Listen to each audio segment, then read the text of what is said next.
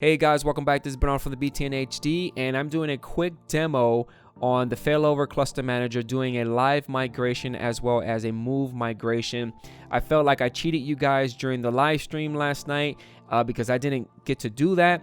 Plus, I am actually creating a virtual machine, storing it at the correct location, which was the cluster storage, and I'm showing you guys everything that I should have done during the live stream. I do apologize for rushing that, but I really needed to see my son, and it was just I was running late. So hopefully you guys enjoyed the demo. Please enjoy, be safe, be well, be healthy, and I'll catch you guys on the next one. Plus, do not forget about punching elbow and smashing that subscribe button to get the latest and greatest from this guy, and I'll catch you guys on the next one.